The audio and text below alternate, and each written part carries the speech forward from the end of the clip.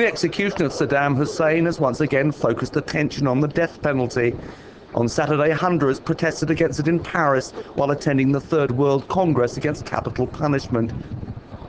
Last week, the European Parliament passed a resolution recommending a moratorium on all state-imposed executions and will shortly present it to the UN. Should Europe be doing more to end the practice? In this debate, Helene Flautre, on the right of your picture, President of the European Human Rights Commission, and Bianca Jagger, anti-war activist and for more than 20 years a champion of human rights. I have to say I am very concerned to hear that Great Britain is about to block the moratorium resolution in the United Nations. I hope that this is not simply that Prime Minister Blair is once more following the wishes of George Bush. The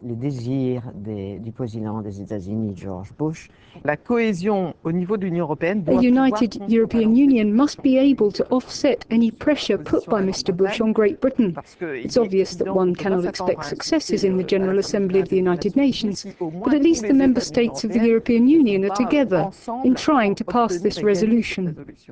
There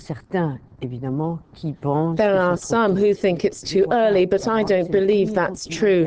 Europe is the first continent to have abolished the death penalty.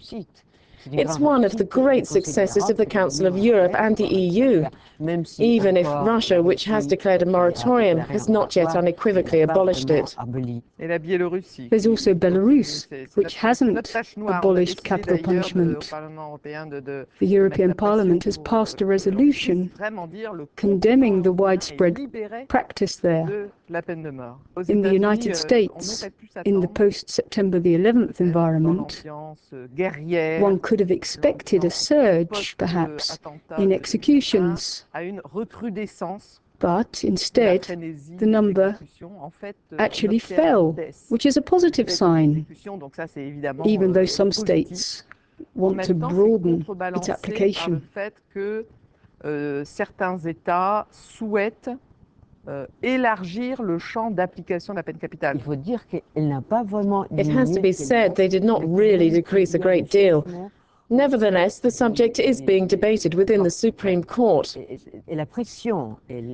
International criticism of the manner of executions in the United States seems to have had an effect.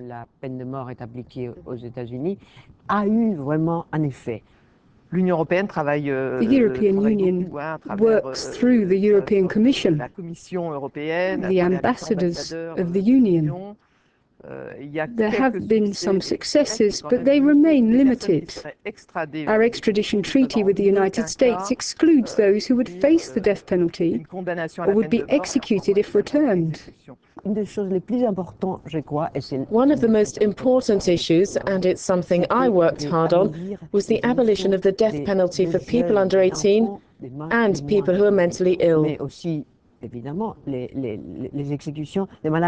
though that bill was passed by the Supreme Court, the US continues to execute the mentally handicapped, even while maintaining that they don't. One of the problems is that the individual states do not have the same definition of mentally handicapped. There are still 33 states which apply the death penalty in the US. There are 3,500 people on death row. The International Criminal Court and international tribunals, which have been trying those accused of crimes against humanity in Rwanda or in the former Yugoslavia, have all rejected the death penalty.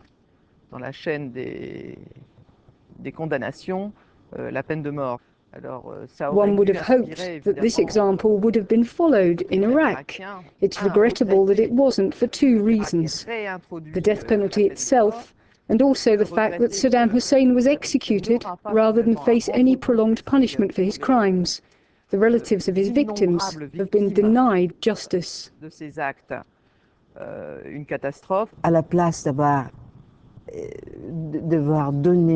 Instead of seeing that there had finally been justice in Iraq, we saw an example of barbarism.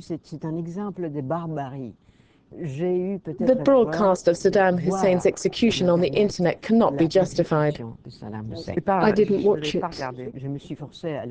I made myself watch it. I have to say that Iraq probably introduced the death penalty on the insistence of the United States. Probablement ont réintroduit la peine de mort à l'insistance des États-Unis et de l'avoir conduit de It was revolting, it was unconscionable.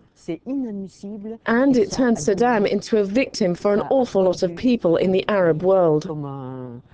Il est devenu une victime pour beaucoup de gens dans le monde arabe.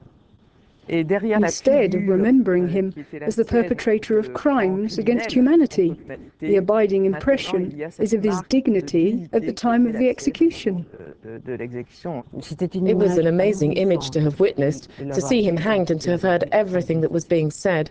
The remarks. The remarks against him. Insults. Yes, insults. It will give us a lot of hope if Morocco goes ahead and abolishes the death penalty. And I really think it will promote a higher standard of human dignity. Des standards de la dignité humaine qui commencent à se Everywhere? Everywhere. There's already one country, a little one, Djibouti, which has abolished the death penalty. I think this is really a big opportunity opening up.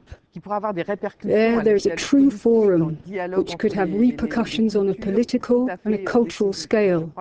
I believe that the European Union and the Council of Europe should use all means to support the abolitionists in these countries. We have to keep going. We should not see it as a fait accompli, the abolition of the death penalty, or that there's no need for further discussions. There will always be a need for these things. In China, between 2,000 and 10,000 people, we don't know exactly how many, are executed annually. It's unacceptable, and we're hoping the Supreme People's Court will eventually hear each case, so we will know the precise number of condemned. We have a real opportunity now because of the Olympic Games in Beijing to campaign to convince China that it is time to discuss at least a moratorium. The public must decide what's more important, human rights or going to the Olympic Games.